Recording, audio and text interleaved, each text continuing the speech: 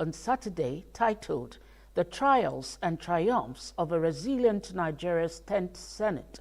He maintained that the Senate's commitment to enforcing its standing orders was not an attempt to silence dissenting voices, but a necessary act to safeguard order and the sanctity of democratic institutions. He said, Nigeria's Senate belongs in that global fellowship of parliaments that recognize and order as the soul of democracy. He added that the Senate's refusal to be held hostage by any member was a reaffirmation of collective responsibility over individual grandstanding.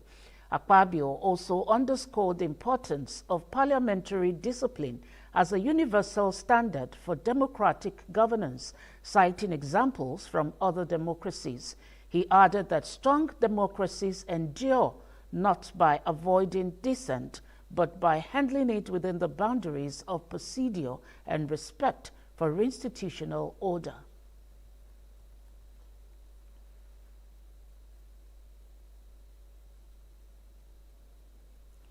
Deputy Speaker, House of Representatives and Chairman, House Committee on Constitution Review, Benjamin Kalu, an amendment exercise must produce a workable constitution for Nigerians. Correspondent Linda Ike reports that Kalu stated this at the third committee retreat on constitutional review in Enugu.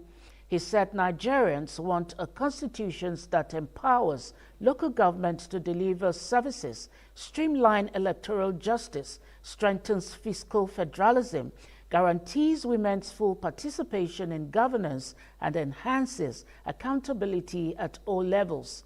Governor of Enugu State, Peter Mba, represented by the Deputy Governor of the state, Ifeanyi Osai, stressed the need to have a diligent judicial, police, and other reforms that will attend to the needs of the Nigerian people for speedy justice delivery. He said the reforms intended in the amendment of implemented will address the socio-political, security, and economic challenges affecting the country. Some of this extensive consultative process is clear. Nigerians want a constitution that works for them. Nigerians want a constitution that empowers local governments to deliver, streamlines electoral justice, guarantees women's full participation in governance, and enhances accountability at all levels. Let me be clear. The work we do here in Enugu over the next few days will define the trajectory of Nigeria's democracy for the next generation. We will be remembered.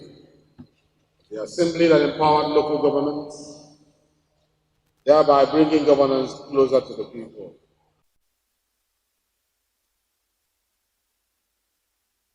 Yeah, we've had this conversation about security and state police for so long in this country, and currently it's beginning to gain greater police reform.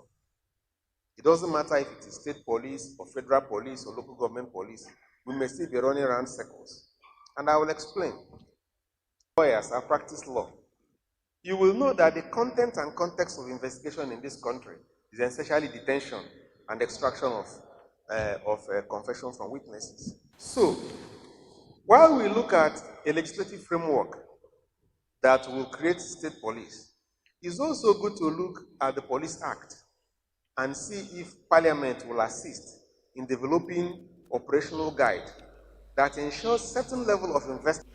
To investigate the alleged mismanagement of oil spill cleanup funds in the Niger Delta, Chairman of the committee, Okolum Ete, said the committee's establishment reflects the House's unwavering commitment to environmental justice and responsible management of public resources.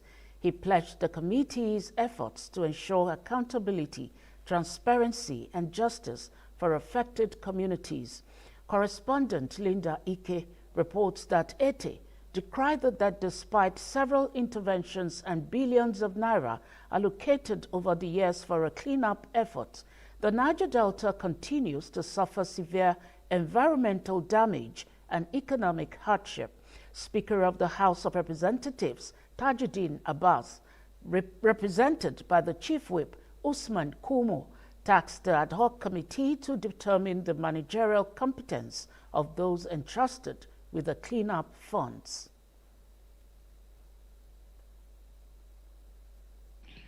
Delta has faced years of environmental degradation and untold damage due to oil exploration and frequent spills.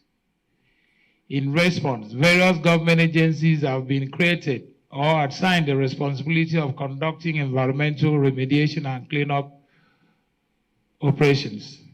Unfortunately, troubling reports of alleged mismanagement, inefficiency, and poor coordination have overshadowed these initiatives.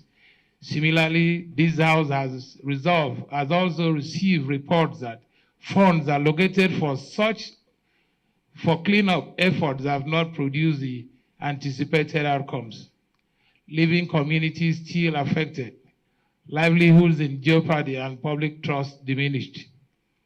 Our committee has been assigned the critical task of uncovering the truth, evaluating the effectiveness of interventions, and proposing reforms for sustainable solutions.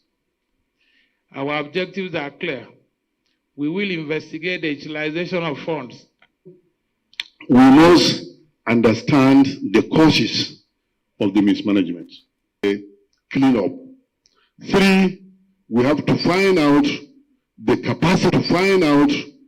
capacity of the managers that were put in place by government to manage the funds of the cleanup. And 3 or 4, we have to equally understand whether there was accountability in another development, reform-driven citizens under the umbrella of the Citizens Connect Conference have commended President Bola Ahmed Tinubu for his ongoing reforms in Nigeria, revitalized the industry. Speakers at the conference, drawn from the 6 Southwest states, gathered in Lagos to assess the progress of the reforms championed by the president and key regulatory agencies. They lauded the administration for restoring national confidence and stability in the oil and gas sector. In his remarks, the convener of the conference, Charles Akpakpa Onoja, said Nigerians must rebuild from where much of the nation's history has been written, the oil and gas sector, which for decades symbolized both promise and pain. Onoja noted that under President Tinubu's leadership and through the dedicated efforts of the Nigerian Upstream Petroleum Regulatory Commission, led by engineer Gbenga Komolafe, the industry has witnessed a rebirth anchored on the solid foundation of the Petroleum Industry Act. The guest speaker, Professor Yemi Oke-San, and other panelists, subsidy, including the nation's transition towards becoming a net exporter of petroleum products, expansion of private refinery investments, acceleration of gas development projects, the ongoing LPG and CNG revolution, foreign exchange savings, gradual strengthening of the naira, and increased fertilizer production. People tend to feel disconnected from government to work where you have councillors to chairman of government and the rest, commissioners and the rest. It is bottom up. That's political structure, bottom up, not top down. Leadership starts from the grassroots, from homes. You are certain homes, you are the father, you are the mother, you are showing leadership to communities. That's why you are traditional leaders, you are all there, they spoke well. And this is really, truly commendable as a serious community-based engagement. And again, I commend the organizers for the job well done. We know education is power. But the major part of it is that we all need to work together with this government so that we can get the best we wanted. In the short run, a lot of people are complaining bitterly. Yes. Rome is not built in a day. Let's have that in us. But the point of view is, we can't let ourselves down. Let's keep moving on, giving support to this government so that we can get more. The places we found lapses, let's come out, let's speak. We need to work on this side. So the government is divesting. Now is now sitting, that's the essence of the citizen engagement, to enlighten them of their role, of the responsibility, and to let them know that reform is not something that is easy. Now we all have hope. We have faith that this is going to be right. But my brother, hope is not blind optimism. Hope is not sitting down expecting that this will be better on his own. Hope is not sitting down without going through reform. Hope is that thing inside all of us that insists, despite all evidence to the contrary, that greater things await us ahead only if we can challenge ourselves to pay for it, work for it, be patient. We've seen what the government is doing and what it holds, all the reforms. And after the reform, that's when we can enjoy the dividends of our patience. Nigeria's First Lady, Senator Oluremi Tinubu, has expressed optimism that the National Library of Nigeria, once completed, will become a modern, digitized national pride and a key repository of the nation's history and knowledge. Speaking after a tour of the Qatar National Library in Doha, the First Lady said Nigeria aims to draw inspiration from cultural heritage for posterity and to guide young people with a reference point to learn more about the nation. With the Qatar Foundation for Education, Science and Community Development, where she hopes to secure partnerships to tackle the challenges of out-of-school children and strengthen Al-Majiri education in Nigeria. It's quite impressive, very, very impressive, and I'm glad we came in here, even if we are not doing anything. So this is to prepare us for what, at least the minister is here. They are the one who are going to be building. And thank God she's younger. So the library I used, maybe I would say those are analog library. You know, this one is digitalized and a lot of, scientific research has gone into it. And I think, we wouldn't have come to a better place than here. So I'm really glad we did. And, we might not have this exactly, but at least, we have something to measure up and then, at least live up to and then build towards. And I think I can't get over it. So perhaps really you'd like to share part of what you've seen with us? We've seen a lot. I can't even, is it the heritage part? Is it the people for living with disability, people with disability, and also from... Well, just like Mommy mentioned, I'm really impressed. And I can say that it gives me a clear picture of what a modern library. I'm impressed by the automation of returns. Also impressed by the innovation hubs. They have different innovation hubs, which is really inspiring, and I think is a concept that we are going to actually it gives us clarity in terms of how do we make sure that the library is really modern. Apart from that, also there are key areas that we need to actually include in terms of the plans. Areas that we need to actually include in terms of the plans for the existing library that we have. So we have a lot of things to do to ensure that really we have a modern library, a digitized modern library. In line with the modern trend worldwide, Seun Oshiemi stated this in Lagos 2025 staff retreat by the Lagos State Parking Authority, LASPA. Our correspondent, Fatoki Kule, compiles details in this report. Traffic in Lagos, Nigeria. Sometimes motorists and other occupants of vehicles spend hours a week in traffic jams. This appears to have been made worse by the improper way some motorists park their vehicles, regardless of rules and regulations guiding the transportation and parking system. Parking by motor in Lagos State is not good because they are causing a lot of trouble. They cause a lot of traffic in Lagos. So, for example, now when it's 5 o'clock, they'll be able to hold up because of, you can see the parking space there. These people there, they parked, they blocked the way. So other people cannot have access to go. In order for them to, either probably they want to buy something.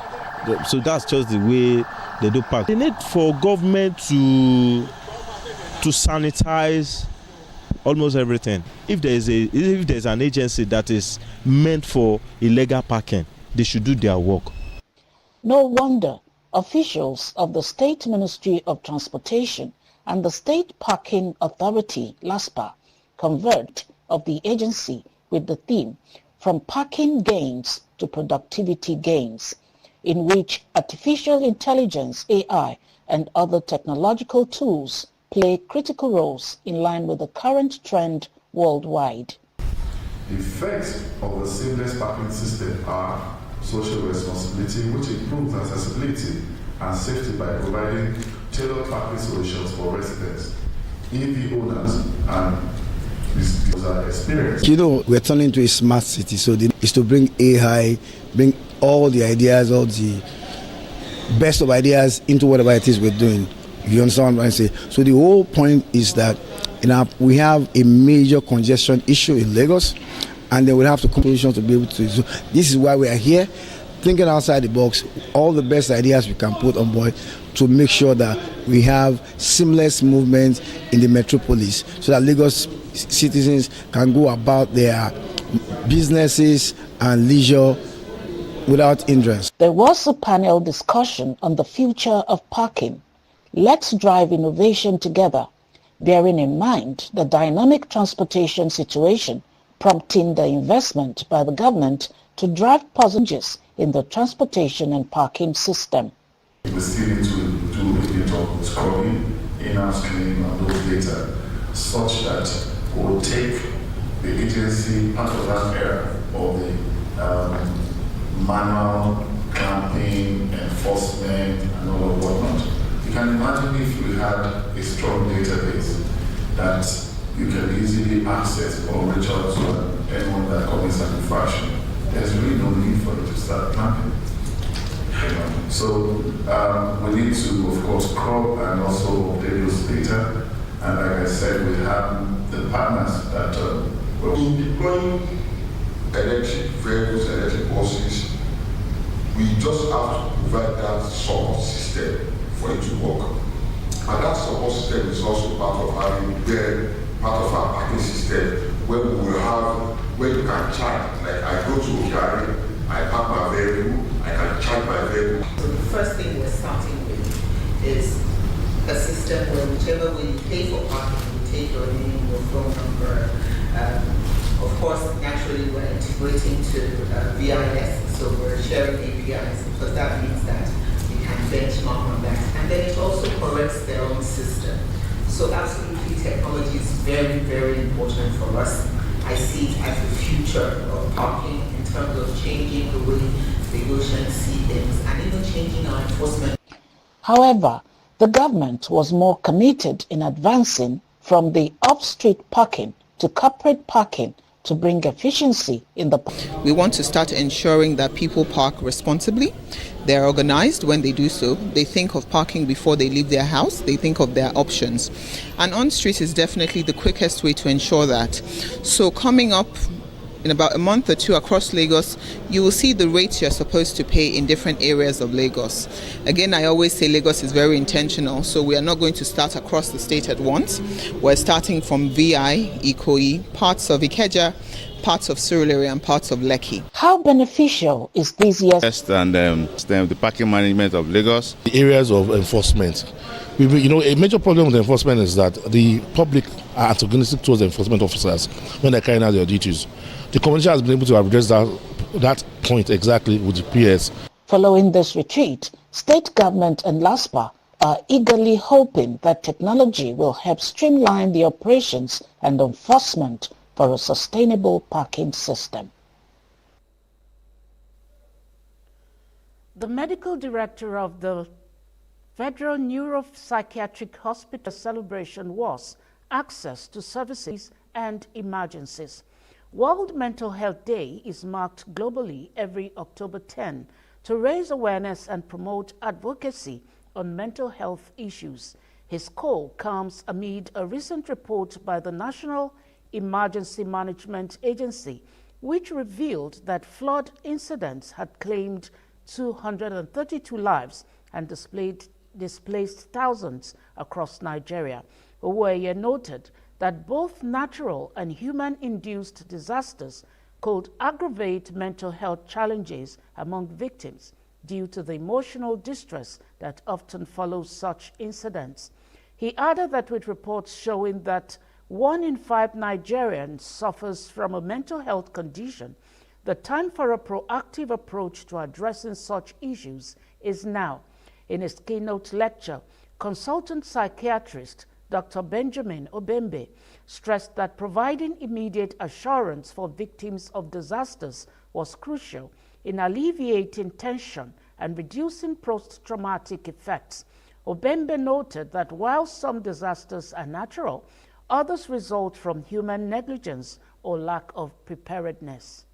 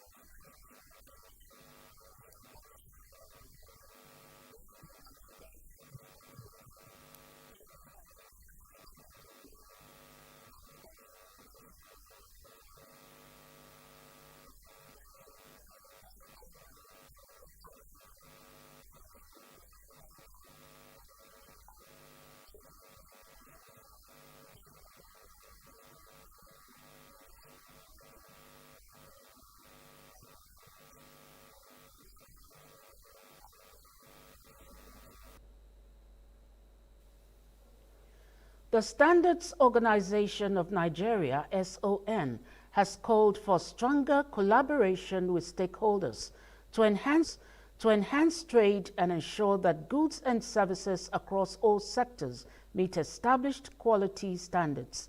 The Director General of SON, Dr. Ifeanyi Okeke, made the call during the 2025 edition of World Standards Day held in Lagos with the theme Shared Vision for a Better World, spotlight on the Sustainable Development Goal 17 to commemorate the global importance of and global development through standardization.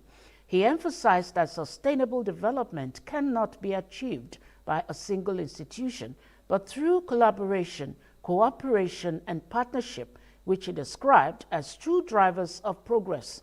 According to him, standards remain the common language that enables such partnerships that both imported and exported products meet required benchmarks at national, regional, and global levels. For Nigeria, this theme speaks to the realities of our development journey. Our goals, from food security to industrialization, from energy transition, that partnerships are not simply supportive, but are the very backbone for achieving other sustainable development goals. Standards are the bridge that makes this partnership effective and impactful. let me also emphasize here, because let me emphasize the importance of collaboration, partnership, and cooperation in building our national quality infrastructure for sustainable growth and national development. The Nigerian Institution of Safety Engineers have called on government at all levels to shut down all public buildings without functional alarms as safety measures to checkmate the recent upsurge in fire incidents across the country. Participants at the 10th International Body made this call in Ibadan, the Oyo State capital. MITV correspondent Kevin Awoke reports. Safety. Advocacy in developing a culture of safety in an engineered systems in Nigeria. By the recent surge in fire incidents leading to the loss of lives and across arts in safety engineering, bemoans the exclusion of safety plans in master projects. The exclusion of safety plans in master projects as a national concern. Presenting his keynote speech at the conference, former Deputy Governor of Osun State, Senator Iyola Omishore, said the Fire Service Act of 1963 establishing the Federal Fire Service has become obsolete, calling for decentralized responsibility for more efficiency. The acts of move and reflect the new realities of our time. That will stipulate the roles of communities, government, individuals, and companies in safety. While calling for proper audit of public buildings to ensure fire, Faloyi said that the cheapest fire to fight is a fire that is yet to start. He urged government regulatory authorities to shut down public buildings without smoke alarm. It is because they're totally unavoidable. We can avoid them, we can prevent them, we can manage them, but we are not doing enough. A smoke alarm should not be such a significant cost that it should not be installed. And so this is why it is that we are saying that the government should do something about it, because we have said it and said it and said it, but if people are hearing and they are not doing anything, we need a monitor, a regulator that will be checking. And one of the very simple things is to say that once you walk into a public building, that will alert if there is a fire, and it should not necessarily be an expensive one. This year's conference showcases the evidence of our commitment for safety, but also creativity, innovation, and problem-solving skills. The innovative strategies and the latest developments to put in lasting solutions to fire incidents and accidents. The Controller General of the Federal Fire Service, Samuel Adeyemi, who was represented by the head, Plans Examination Division of the agency, Sarki Abdullahi, said the agency is currently undergoing massive restructuring to ensure international best standards targeting fire prevention and willful compliance with fire safety regulations. Currently, the Federal Fire Service is undergoing massive restructuring and modernization. When I say restructuring, because world over you have two kinds of fire services. There are fire services that are operation focused, which means that's where they channel most of their resources. And there are fire services that are focused on prevention, which is our new direction. Prevention is more proactive than operations, because operations only happen after something bad has happened. So the ultimate thing, the best approach is to prevent fire first, even though we cannot prevent every fire. That is why the focus of the administration is more energy, resources towards prevention. We as fire safety engineers are meant to predict, design, specify, and ensure that the environment is constructed with minimal inherent risk. This is the bedrock on which we can have safe buildings and systems, and we can last the long haul if we aspire to become America, if we aspire to be a Singapore, then we must. This year's International Conference of the Nigerian Institution of Safety Engineers, themed Fire Safety, according to the participants, aims to prioritize the prevention of fire outbreaks as fire remains humanity's oldest friend and fiercest enemy. From Ibadan, Kevin Awoke reporting for MITV. Now to security matters. Some kidnapped victims have been rescued by the troops of Operation Fasonyama under the 22 Armored Brigade Ilorin following separate gun battles in government areas of Kwara State. Reports say that the latest rescue operations come intensified counter-insurgency efforts by the Nigerian Army across Kwara North and adjoining states affected by rising cases of banditry and abductions. In a statement obtained by Saturday, the Acting Assistant Director, Army Public Relations, 22 Armored Brigade Captain Stephen Nwankwo, said troops stationed at the Lafiaji Patrol Base swung into action after receiving intelligence about an abduction incident at Efagi village in the early hours of Friday, October 10, 2025. According to him, the troops, in collaboration with local vigilantes, pursued the kidnappers and engaged them in a fierce exchange of gunfire, forcing the hoodlums to abandon their victims and flee into the nearby forest.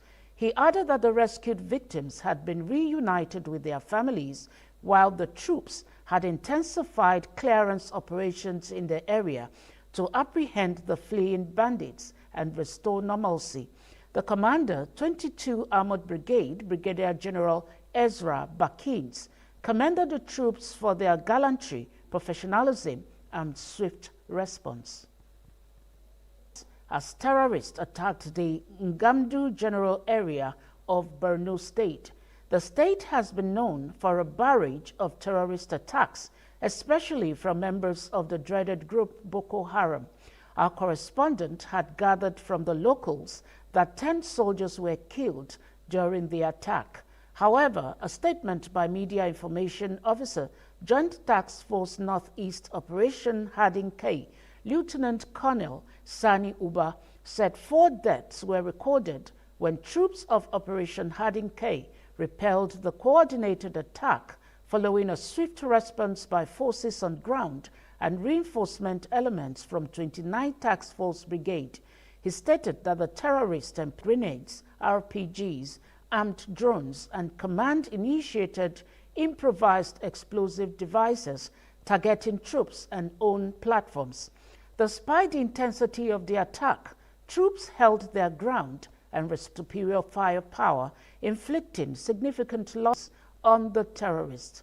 The terrorists were said to have attempted to prevent reinforcements and inflict further casualties by planting multiple IEDs along the Ngamdu-Damaturu main supply route.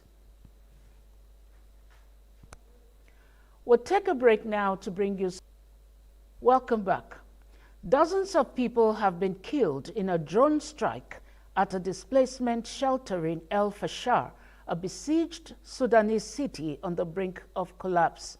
The Resistance Committee for El Fasher, made up of activists, said the paramilitary rapid support forces hit their Al-Akam camp, located within a university, with 2 drone strikes and 8 artillery shells.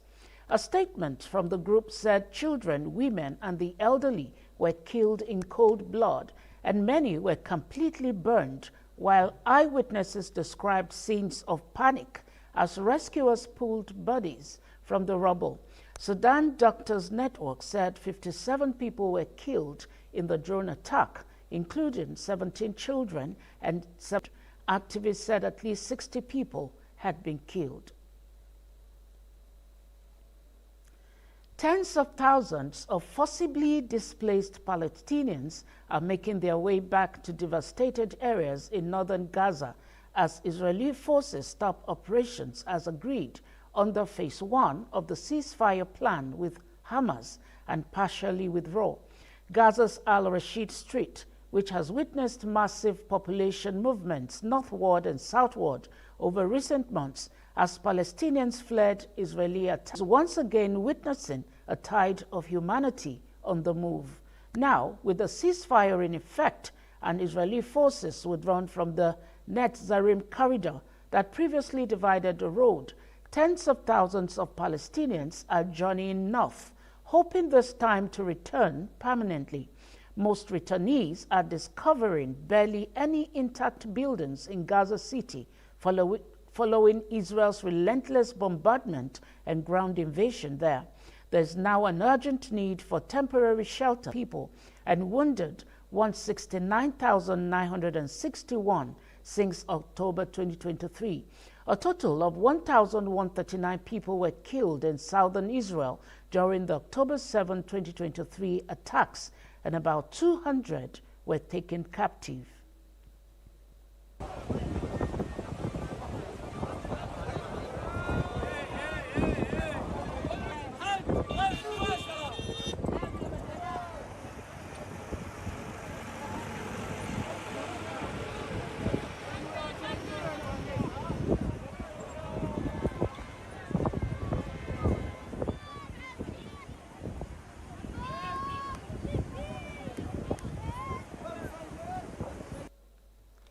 In the meantime, Hamas is pressing Israel to include prominent Palestinians in a prisoner release list, part of a ceasefire deal that will see hostages returned from Gaza. Hamas' insistence comes after the Israeli Justice Ministry published the names of 250 prisoners to be freed, but excluded 7 high-profile prisoners, including Marwan Barghouti and Ahmad Sadat. The men, who are serving sentences after being convicted of involvement in separate deadly attacks in Israel, have long been seen by Palestinians as symbols of resistance. 20 Israeli hostages are expected to be released before 12, which is 9 GMT on Monday, as part of the deal proposed by U.S. President Donald Trump.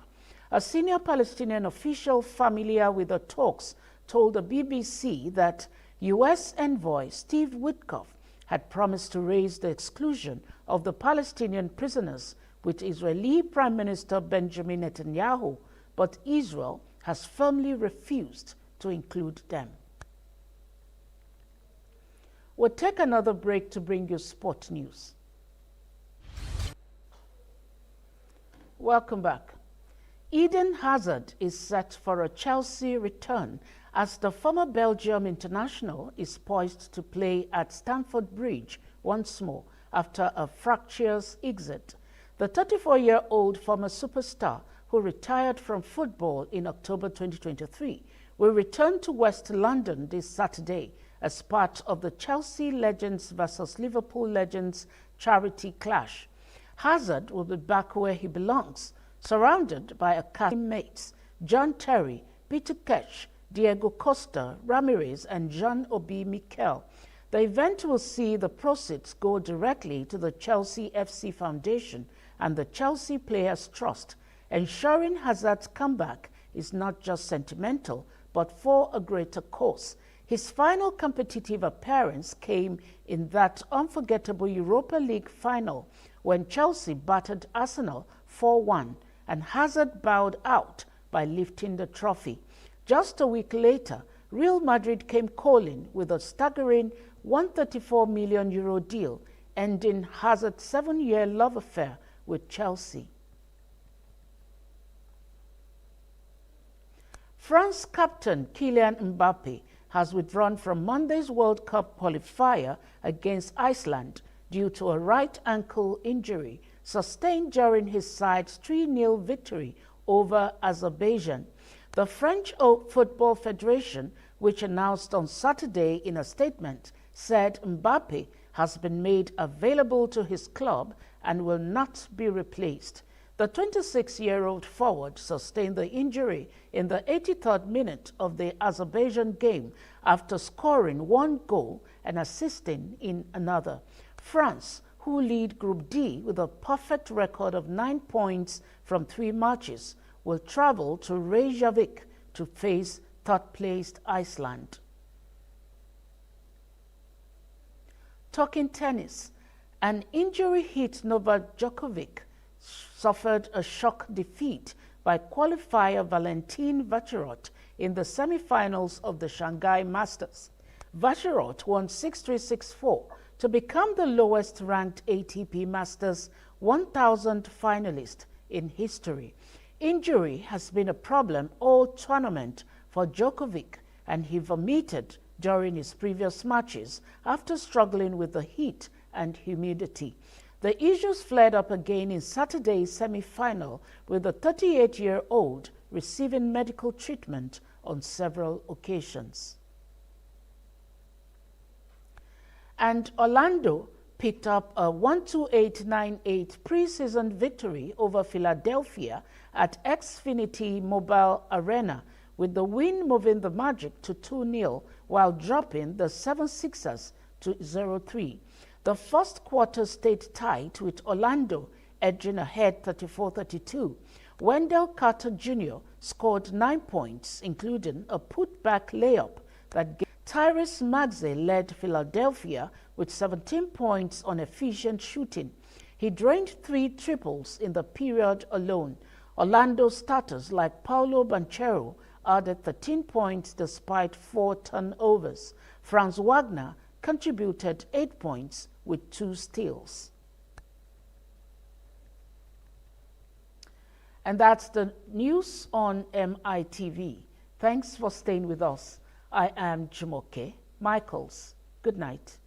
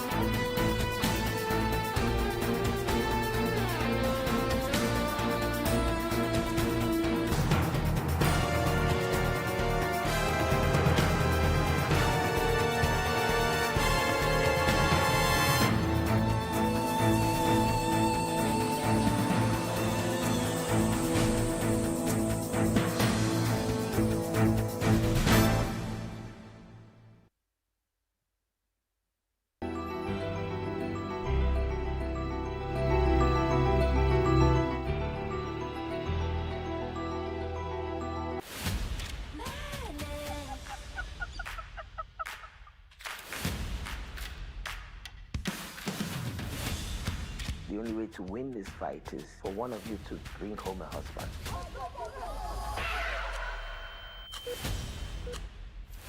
Who do you think you are? Silver white, just like you. Show me who will take over as Ozusi and Oyinsi of Ndiani when I journey to Eligwe.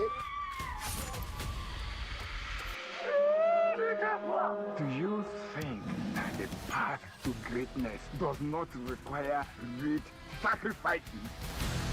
The price has changed.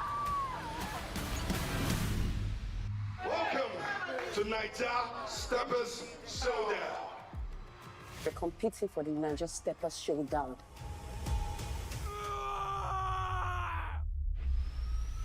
Gbogbo tí Abọ́bakú bá fẹ́ ní gbogbo ìlú gbọ́dọ̀ bá fẹ́. Abọ́bakú gba ilẹ̀ bàbá yín. Èmi ẹkùn nìkan pẹ́rẹ́ nìkan dájẹ́ èmi ọ̀tá bẹ̀rẹ̀ níjà. Èmi dẹ̀ ní ẹlẹ́sẹ̀ kejì òrìṣà. Mgbe nsogbu adịrọ, oge elugo mgbe m na-agwa ndị a na m abụrụ egwu achụtaba n'aka were agba. Sabon tauraron Arewa ya dawo. Mafi girma, mafi karfi, kuma mafi daukar hankali. Driving makawan ATM ne for driving slow. Zan wuce kushewa. Zango na biyu. Waka ce, sha'awa ce, tafiya ta ci gaba.